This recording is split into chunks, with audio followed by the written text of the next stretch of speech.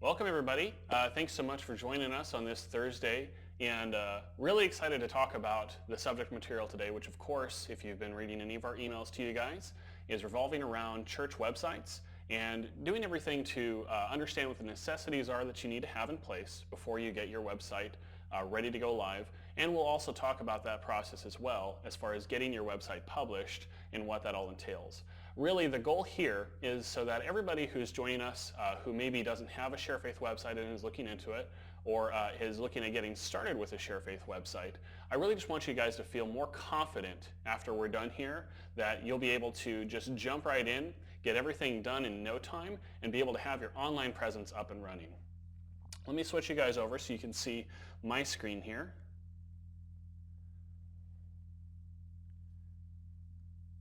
All right, and so I just want to give you guys a breakdown of what we're going to be discussing in detail. So first of all, we're going to talk about the different things that will help you before you even begin to get into the website. Now, it doesn't mean that you can't get into the website before you have all these materials, but having these things will definitely speed up getting everything in place in time and make things just easier for you in the long run. After that, we're going to discuss the bare necessities. Basically the things that you're going to need on your website before you go live, and understanding the difference of really what a church website needs, and this would apply to any church website out there, not just a Sharefaith church website, but having the necessities in place. And then from there, going on, we will discuss a website walkthrough. So I will actually go through the process of creating a website and going right into it and editing it, so you guys can see really how intuitive it is and how simple it really turns out to be. I think you'll be very surprised at how quickly you can get all of the necessities in place and have your website up and running. And after that, I'll spend some time on different things that can add further appeal to your website. So this could be a number of things, such as design tips or other features that add functionality to your site, but that, in my opinion, I don't feel necessarily need to be there before you guys go ahead and publish your site.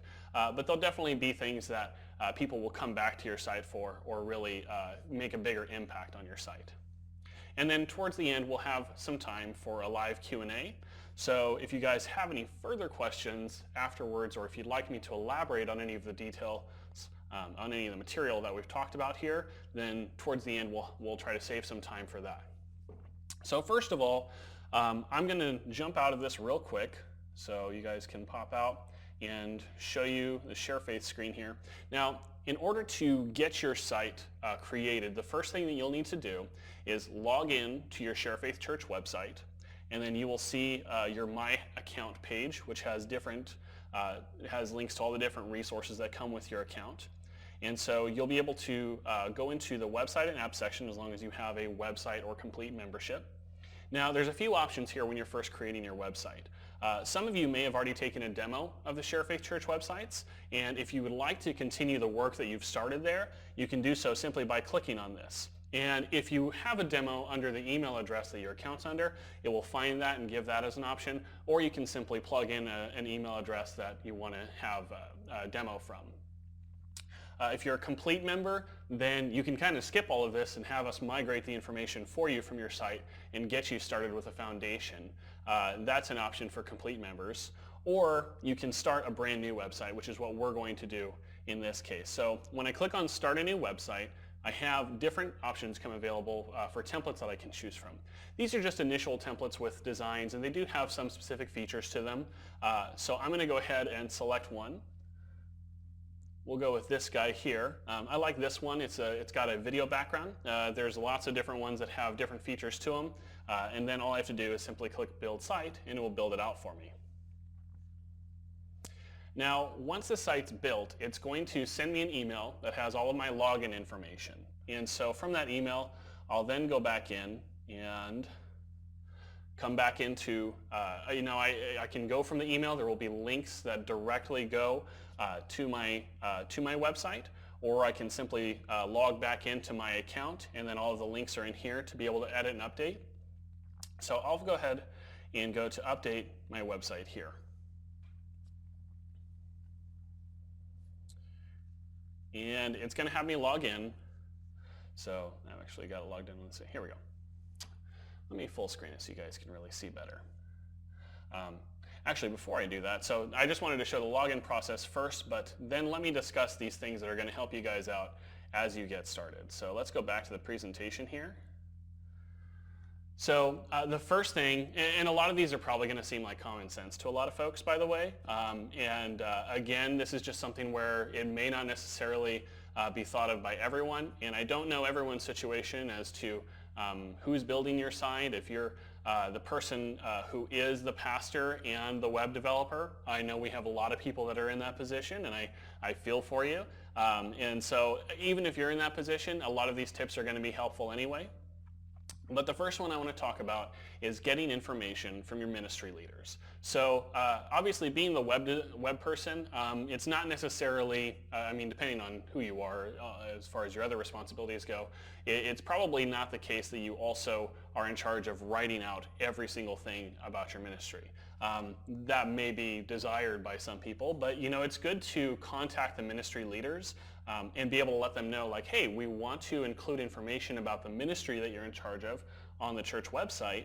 If you could get me some information that you would like to have on there, and kind of hear from them as far as what details they think would be important for newcomers to know, or even just have an introduction paragraph that they can write out for you. So getting information from your ministry leaders and letting them know ahead of time is a huge help as far as making it quick and easy for you to then just copy that content over and put it into your site once you've got it.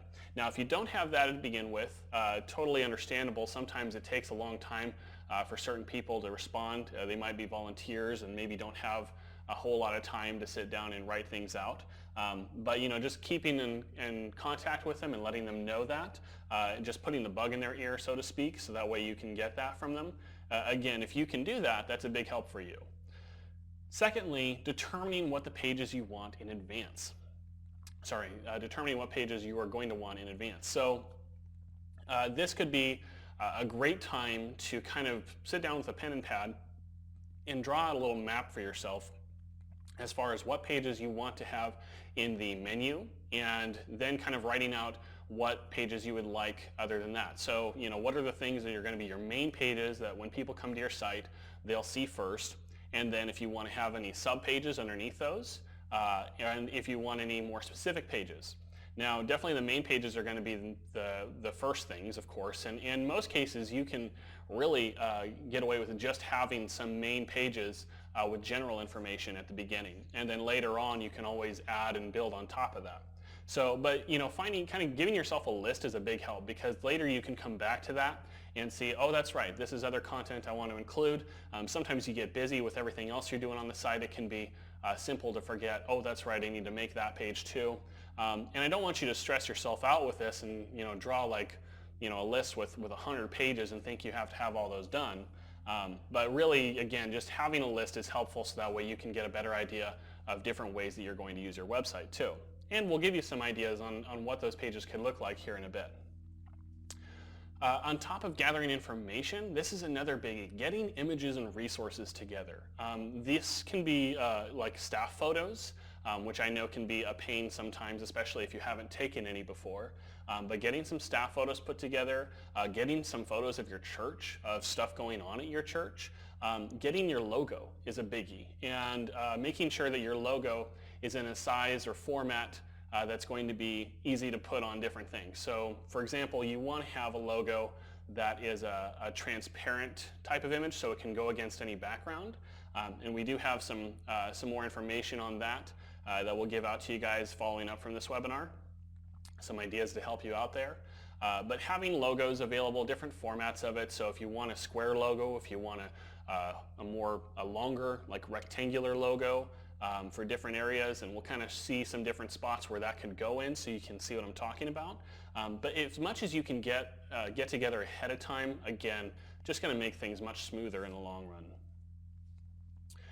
Number 4, so again, I don't know what situation that you yourself are in, if you're doing this solo, or if you have other people who are able to come alongside and help you with part of this. So I would definitely recommend reaching out and kind of putting together a web team, a group of people who are going to be responsible for helping you get things on the website. And this doesn't mean that you have to split everything evenly if you're the person who's mainly in charge. Even giving people simple tasks to do to help out with it. For example, at our church's website, we have a person who the only thing they do on the website is just make sure that we get the new sermon recordings uploaded each week. That's a huge help for everybody else involved, because then we have somebody we know who is dedicated to doing that, and we can always follow up with them if we ever notice, like, hey, this last week's sermon hasn't been uploaded yet. We know who's going to be in charge of that, and we can kind of keep each other accountable too, so that kind of stuff doesn't slip. Now, you might be in a position right now where you're doing this by yourself, which is perfectly fine. And again, we're going to look at this, and I think you're going to find it very simple still on top of it. But just with the busyness of ministry and everything else involved, keeping an eye out for people within your congregation who have a heart to serve and would be good candidates to help with your website is always a good idea. So keeping that in mind as well. And you might have a team that you're working with and perhaps want to share this webinar with and other information with later, and that's fantastic too. So it's just about making sure that everybody understands their roles and responsibilities within your website. And then the fifth and final point I'm going to make for something to have before your website, I think, is perhaps one of the most forgotten or overlooked, and that's getting together any existing information, if you have an existing website, for your domain name and hosting information. Now, you may be starting a brand new website. This is the first one you've created, so this won't necessarily apply to you at this stage. However, if you are coming from another service and have an existing domain name that you would like to continue using, such as www.mychurch.com or whatever it could be, if you want to continue using that name, then you just need to make sure that you know where that name is currently registered through, and understand what you'll need to have as far as information to make sure that you can move all that over to Sharefaith when you're ready. And likewise for hosting information, a lot of cases you might be registering your domain through the same people that you have your hosting through. Completely possible. There's also several cases where that might not be. You may actually have your domain registered through one provider and have your hosting done, in other words, the server that you're renting basically for your website to live on, that could be done through a third party somewhere else. So making sure that you kind of get all those ducks in a row, find that information. If it was set up a long time ago and the people who were part of it are no longer at your church, you'd be surprised that actually happens a fair amount in the conversations that I've had with folks. If that's the case, you can do some online research using different things to find the registrar that your domain name is under, and then tracking down where your hosting is through from there. If you need to, you could maybe even check in with your treasurer or whoever's in charge of paying, and they might be able to find the records of the last time that they paid the bill for hosting or for domain registration and be able to get that information for you that way. So with all that said, let's go ahead, and I would like to move on to the basics, the bare necessities, and talk about really what the things are that you're going to need to have on your site before you publish it. And then we're going to actually go through and walk through the process of kind of getting these areas set up for you so that you can see really, how little is needed to be done in order to do something like this. Now, you may disagree with me as far as like what necessities are and have a much larger list, and we'll agree to disagree if that's the case. But I want to just make sure you guys understand these are the things that every church website needs. So this is really me just wanting to make sure, like, hey, you have at least this information before you're ready to go live. Doesn't mean that you can't have more by any means, and we'll kind of talk about what more could look like. But the first thing, of course, is going to be your home page. And as you can see in my notes here, your home page is going to be the impression for the rest of the site. And in many cases for folks, it's going to be their first impression for your church. People who are searching online and come across your church website, your home page is going to be the first thing that's going to speak to them about what's going on at your church, perhaps the lifestyle and the message that you are conveying through your church, what your ministry is kind of centered around sometimes. So there's different things that you can think of in terms of having a theme for your homepage built. Now, on top of the homepage, you definitely need to make sure that you have an About section. An About section is where you can talk about the story of your church. What is your church's mission and vision? Who are the people that are in your church? What is the what is the lifestyle of your church? What are the beliefs of your church? There's so much that can go in this, and in many cases, depending on the site that you're on, sometimes they might have just like real quick to the point things that are all on one page. Sometimes this can be spread out across several pages. So, and this can be up to you in terms of how you want to break this information up, but definitely having some information about your church to give people who come across your website a sense that they already kind of know you before they walk in the door. And we'll talk about some different things with the About page here in a bit too. Also, again, I'm going to say a lot of things here that are probably in some people's minds going to think of as a gimme, like of course, why wouldn't we? But I just want to make sure I'm covering all the bases. So service times. Service times obviously is very important. People want to know when they can come to church. They don't want to show up when nobody's there. And so it's good to have service times. In addition to this, like anytime you have an event or something, like that's very important information to keep on your church website. And then location, of course. When is great, but where? That's the next question. If somebody is going to come to your church, they have to physically know how to come to your church. So location is a very important thing that you need to make sure you have on your church. It could be just a basic address, or I'm going to actually show you guys what it looks like to have a Google map or embedded on your site. It doesn't have to be a Google map, but some type of map embedded on your site that shows people directly how to get to your church and can give them directions. And then the last thing I want to make sure, and maybe not everybody thinks of all the time, but some kind of contact information, some ability to reach out to the church, whether that is a phone number, whether that is a contact form on your site that can email. And I'm going to talk about why that is better than having just an email address or a list of email addresses. So having some way that they can reach you through your site is also extremely important. So I'm going to go ahead and close out of this and back to our website here real quick so you guys can see, and we will make this larger. So now I'm actually going to get into the editing system so you guys can see. So this is a template that was just set up, and so it currently just has the basic information that you're going to find. A lot of this stuff is kind of filled in just for the sake of giving you guys a good foundation to start with. Now, of course, you guys are welcome to change all of this. This is not something that is set in stone, and you're welcome to change everything from the content that's in the pages to the page order itself to removing or changing and putting new pages in. You have complete freedom here. But I want you guys to feel comfortable once you get into this spot as far as what you can do to get everything set up in no time. So now this is where we'll show you how the editing system works. So when I first come into the website, now you can edit the homepage, and for this example on this homepage, what you'll see is what we've done is simply taken an image, which is what this is, and it's an image with a transparent background, so you can clearly see that the video background that we've got going on is showing through it.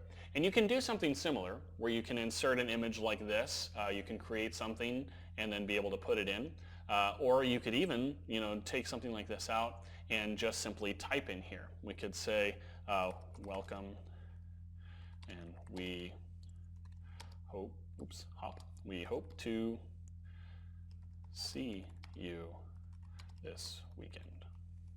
And we have control over how we're editing things, but essentially it comes down to a very simple text editor.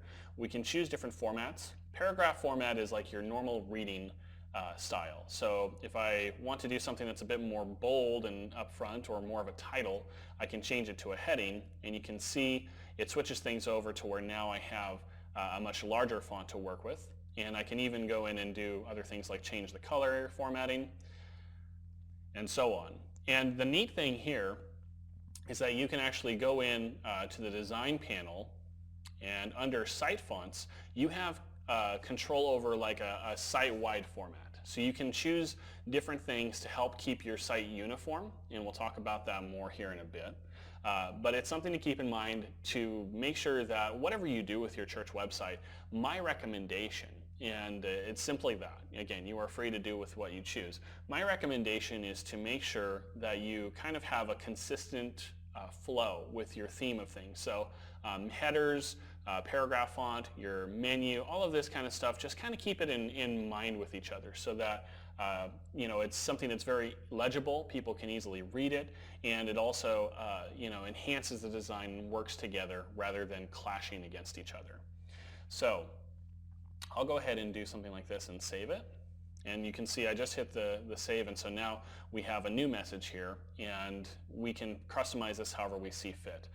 Keep in mind, when they first come to your site and they're looking through the home page, you really, in most cases, only have a few seconds before somebody is ready to move on to the next thing. So you want to make sure that whatever you have is something that is either attention grabbing or even is, if you're able to have something that is really conveying the message that you want to have to begin with. Like it could be something, a message about your church, maybe a tagline. I know a lot of churches will use a tagline to something to the effect of like a loving God, loving people, something that kind of grabs people when they first come in and see it. And we can also go through and customize this background. So we can click on this little mountain button here, and we get the choice where we can either use an image, and this is a really neat feature that we just introduced with the latest update to Church Website 7, and you have the ability to grab from this stock image library and pull in, there's thousands of images in here that you can pull in from. So you can actually search for something like church, for example, and there's some different things here with that tag to it. So let's say if we are perhaps maybe more traditional church, and we could do something like that, and you can see it instantly switches over. And right now I'm just previewing things in real time. So I really like that about our system as well, the fact that you can do all these changes and get an idea of how this is going to look before you actually go through and save it. And then if you do save it, you can do so by simply clicking the save button here. Also, if we want to do something different with a video, like how this one allows for video backgrounds, then we can come in here and then just place in the URL to the video to pull in. So it's very easy, very intuitive. It's a copy and paste kind of system for the most part. You can also upload your own image. So if you have, say, an image of your church building that you'd like to show, or maybe people in your church, or something that shows more of your personal story, then you can upload your own image and pull it into the site and use that as well. And we actually have an article on our support site that lists our recommendations for resolutions and sizes, so you can find that information as you need to. For now, I'm going to go ahead and just cancel my changes though, because I like that video background. And then moving down into the next area. So the way this one's set up, we kind of have a little bit of an about section here, and it's very straight and to the point. You can see there's, in a sense, a quick message of kind of the church's belief or mission, if you will. And again, a lot of this is filler text. You'll notice some of this kind of gets into some Latin gibberish right here that you can fill in with your own stuff. So you can simply edit the page, and either you're free to take what's there and run with it. I'd say, if you're in a position now where you're a bit concerned with time and getting things up and running quickly, which I think could be a fair amount of people who are with us today, I would definitely recommend just kind of utilizing what's already in the template that's been chosen and just rewording it to work for your needs. And so you can do that throughout this. And now when we get down here into like a staff photos area, it's actually very simple to go through and replace these images. I can click on one here, and then if I want to, I can either go up to this media button and upload something from there, or I can click, I'll show you a little edit icon. So I click on a little pencil, and then I have the option right here to replace this image if I want. So I can do that, and I can either upload an image at this point, or if I've already done that in the past, I can go back through some of my saved images from before and be able to pull something else in. So if I want to grab, say, this one right here, and I can choose different dimensions for it. To be honest, this is something I want to warn people about, especially when you're taking photos and if they're high quality images, they might be too high of resolution by themselves. You may want to look at scaling them down, and you can do that through a number of different image editors. Even when you upload it to the website, there's actually an option where you can edit an image and be able to do all the changes from within here. So you can scale an image down if you're worried that it's going to be too big, or if you need to crop it so that it's not the right proportion. Then all you have to do is kind of pull in here and drag a box over it to select an area you want to crop. And then from that point, you can just click the little button right there, and my image is cropped and I can save it. So this image dimension is fine, by the way. I want to point you guys over here. 1024 by 768, that's fine. That's kind of a good size, because then if you ever move this to a larger area where it can use more room and you want to do that, then that's a good size for that. The nice thing about Sidekick, when you're editing in it and you're putting different images in columns, if the image is bigger than the column, it will automatically scale it to fit in that area without messing up the proportions of the image. So it's very nice that it does that. But if you're trying to upload an image, like a lot of times, especially on some of the nicer cameras that are out now, like some of these cameras have like 24 megapixel sensors on them, and they're huge images that come out. It's a good idea to shrink those down a bit. I'd say in most cases you really never need an image larger than these dimensions right here. If you have, a lot of times you'll find that your camera probably pumps them out at anywhere from 2 to 4 times as big, and the problem then, not that it can't display on the website properly, is that it will take a long time to load. And putting all that stuff is going to eat up your space, and there's just lots of negative stuff. It'll take your site much longer times to load the pages. So being mindful of that stuff is very good. And again, we have recommended image dimensions and settings in an article on our support site that you can check out after this. But that's all good stuff to be wary of as you're putting your site together. So I'm going to go ahead and save this. And I'm going to plug it in. So we'll hit replace. And then my image is in there now. So the other thing is, now this obviously wouldn't work for a staff photo section, but if you ever find yourself in need of an image to put into your page, again, you can do that with the image library that's available. And let's see, that is...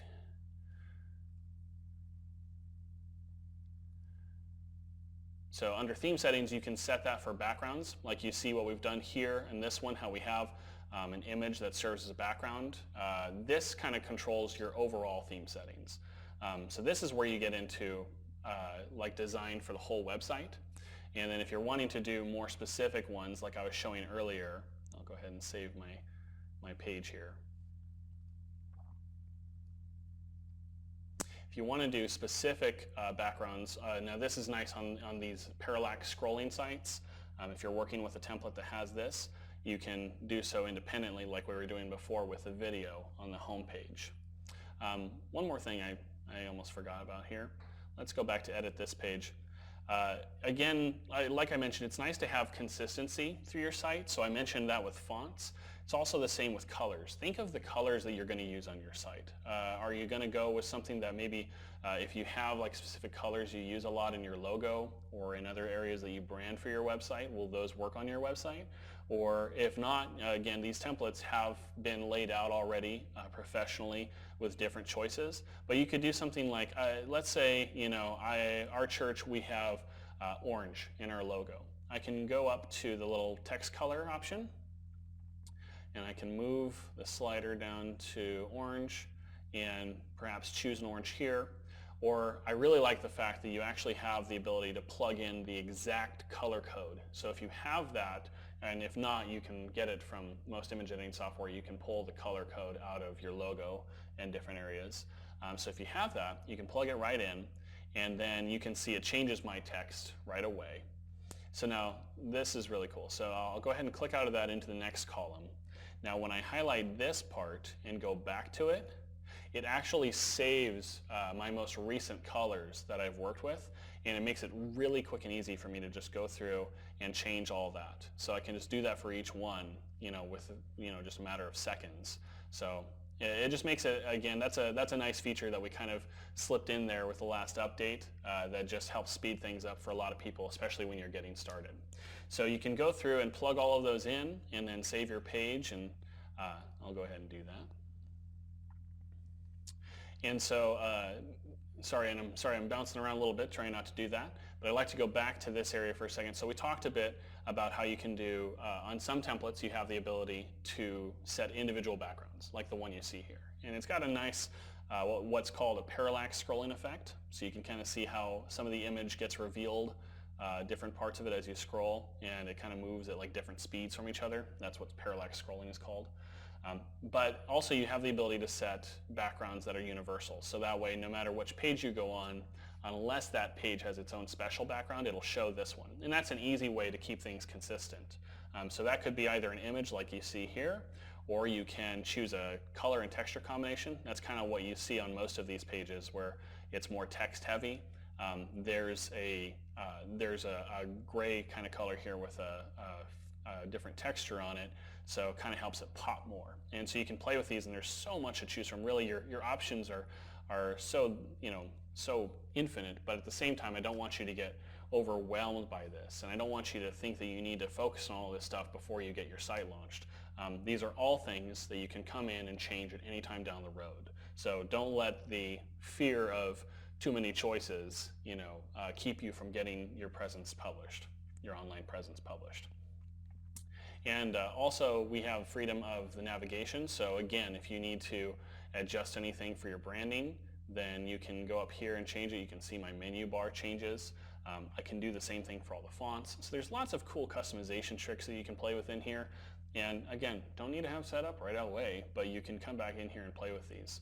So now, apart from that, I did mention that you'll want to have different areas for your logo.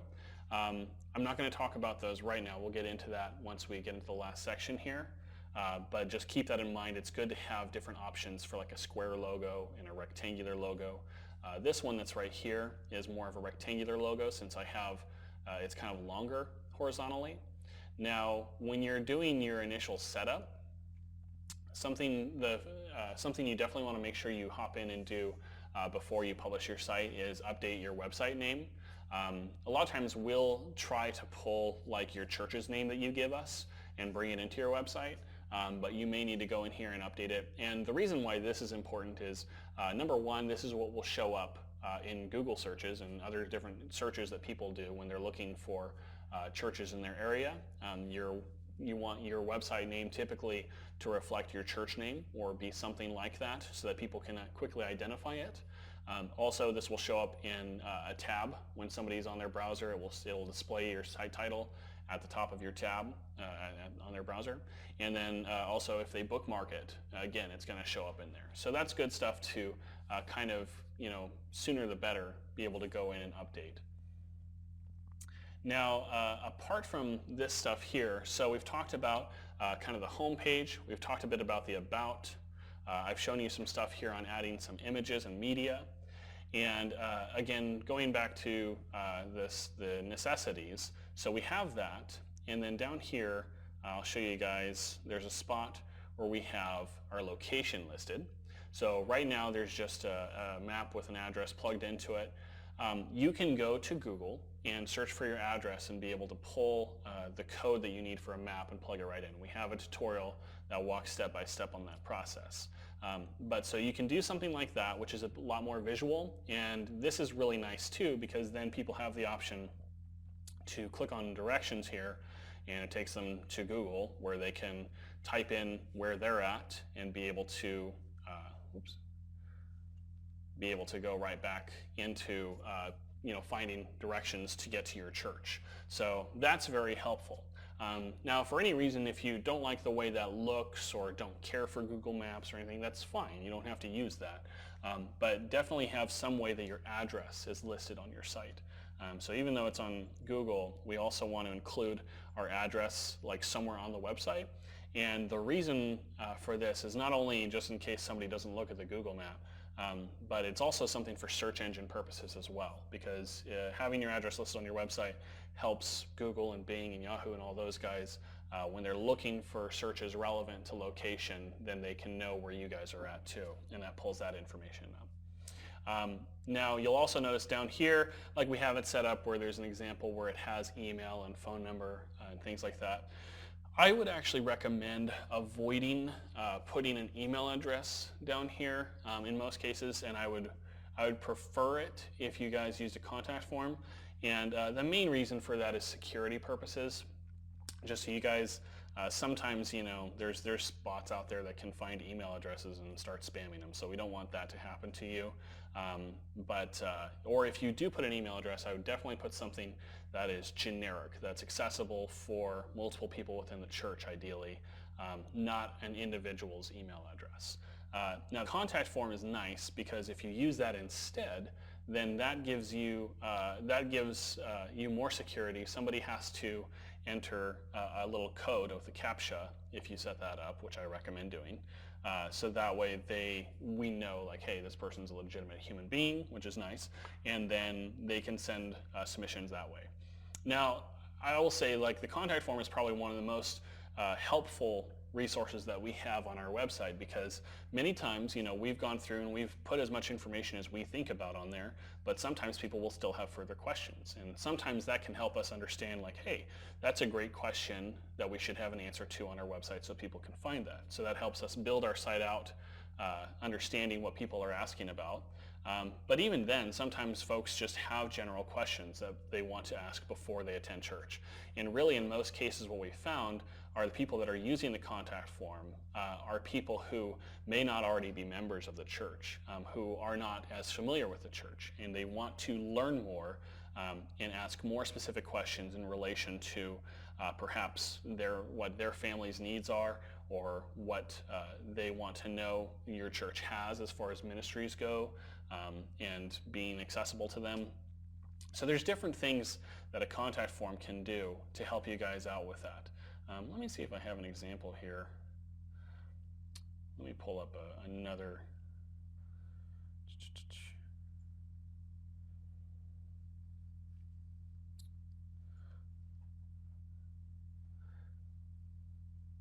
All right, you guys see me again?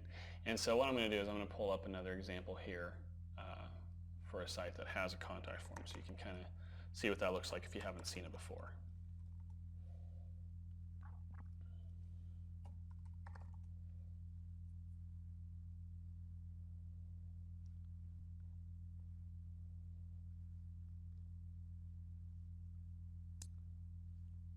And so again, the idea is just so you can kind of see what I'm talking about and understand what this would look like. So switch you guys back over so you can see my screen. There you go. So now this is this is another example of a different way that you could set up a page. So before, what we were looking at, there was kind of separate sections that had just the map on it, and then there was another section that had the contact information and all of those details. Here you can see on this template what we've done is listed out, here's your service time, here's your address, and then we've included social media links here. There's a map, and then down below that is a contact form. So whether or not you like the layout, you can change all this to your heart's content. But with this, we just have a more secure method for people to be able to reach out to you. And then also it's nice because it marks it as coming from the website, so you can know that people are trying, that what your website is doing as far as serving as a communication platform to you as well, which is just a little extra bonus there. But the contact form is very versatile. This is just a basic one with real basic information. You can build this out completely, and we have a couple of tutorials on the contact form that really explain in detail of how to get it set up and show off a bit more of the functionality with it. But there's lots of neat things that you can do here. So so essentially, coming back to the necessities and what you're going to need before you get your site launched, you just need a home page, you need an about page, you need your service times, your location, and a way to contact you. And honestly, that's going to be all you'll need to have an effective church website from the get-go. Now you can build on that further. We'll look at a few of those things before too long here. But once you have all of those necessities, I would say you're in a position where you can publish your site. And it's very straightforward to go through and plug all that stuff in. I mean, it can take you, no more than a half hour if you just go through and do it all. So once you get everything plugged in, the next stop is, if you're at a stage where you're comfortable, then getting your site ready to go live. So this is where we come back to things about the domain name. So I'm going to go ahead and go back to my account here. So a couple ways to get to the area that you need to be at to publish your site.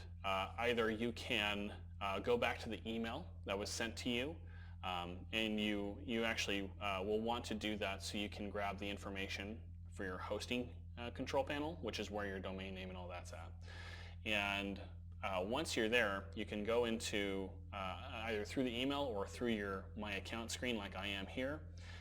You can go to the link that will take you to set all that up. So this one here where it says set up your email, domain, and more, we're going to follow that, and then that's going to take us to a screen here, and should be already logged in to an account for an example. Let me check here real quick.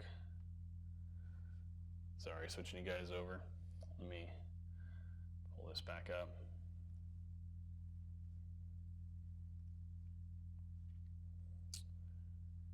And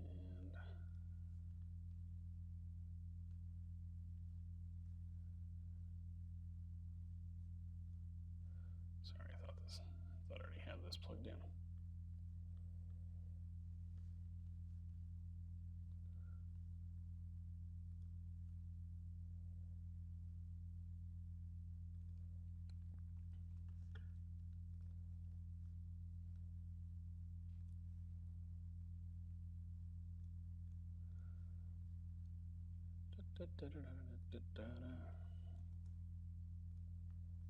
Here we go.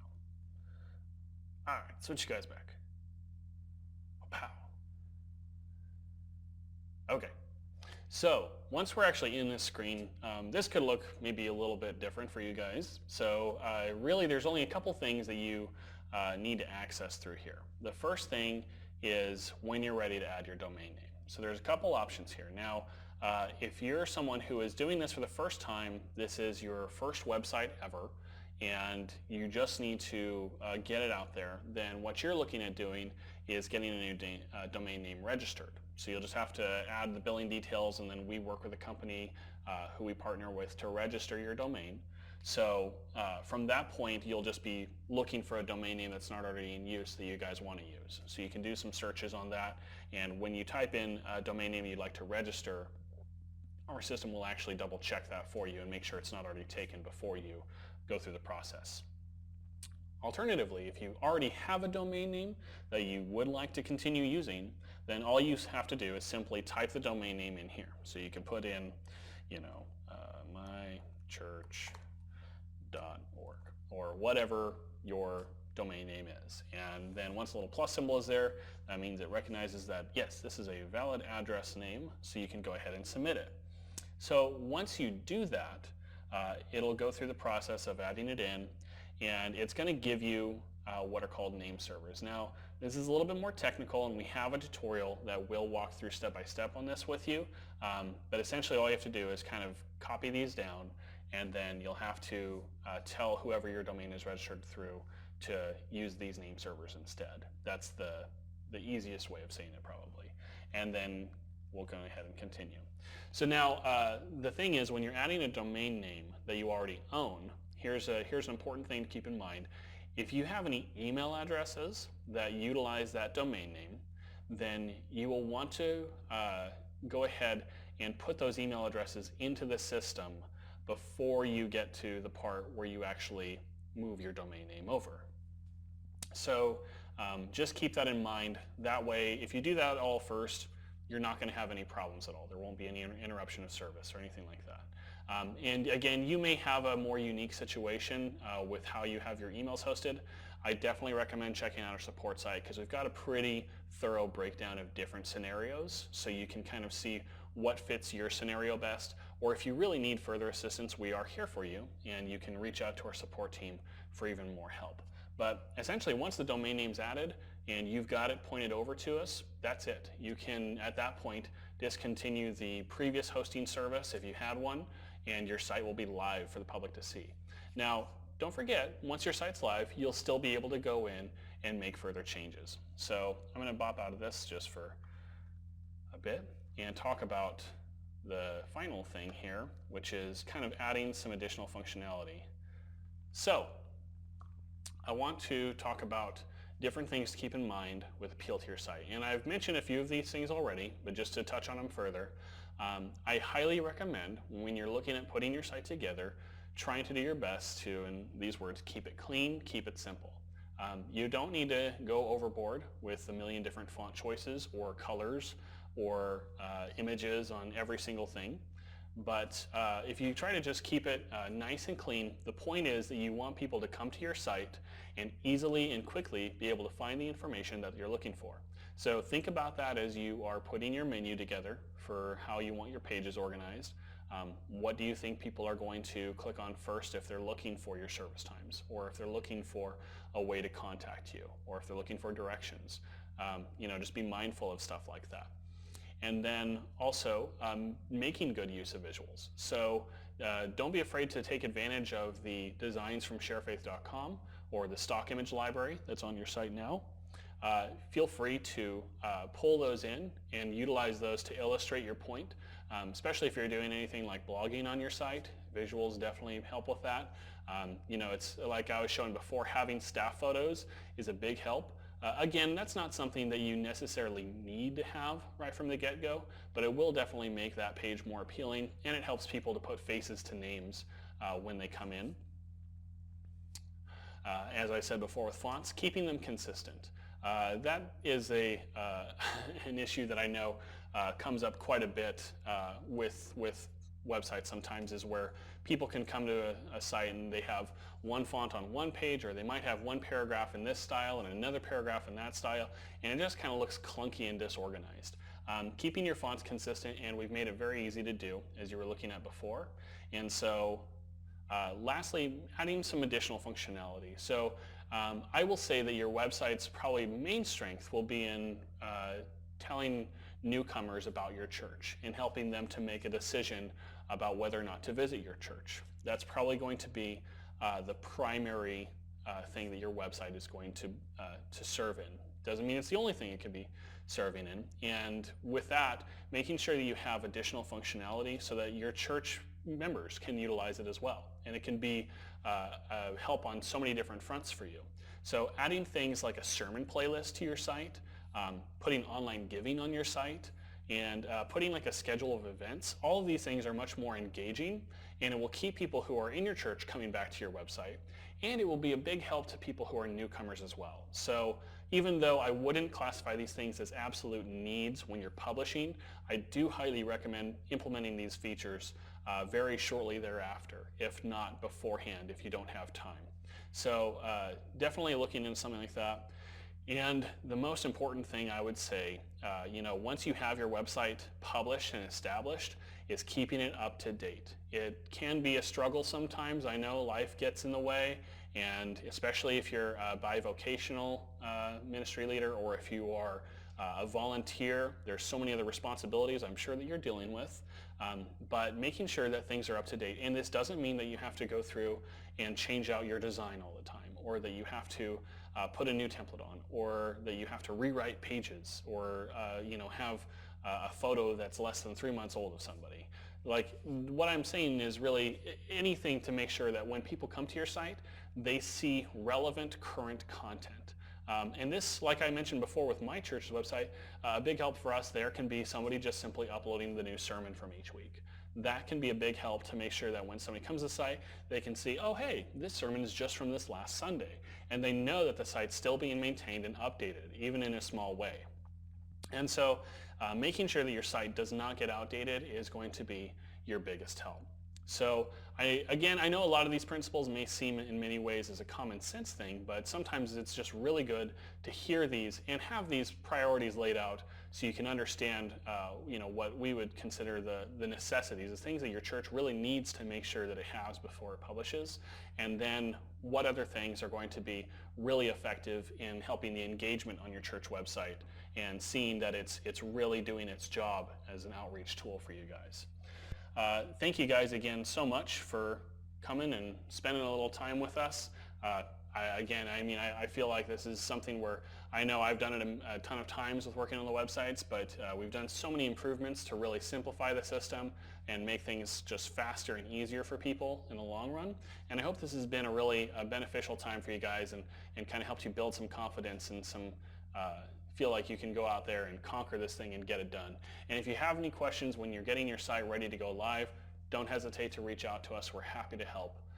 All right, so thanks again so much, guys. I hope you had some good information here. I had a good time with this, And we'll also be following up with everybody, and I'll include some more information and resources that should probably be able to provide some further assistance even. So thanks again so much, and you guys have a great day.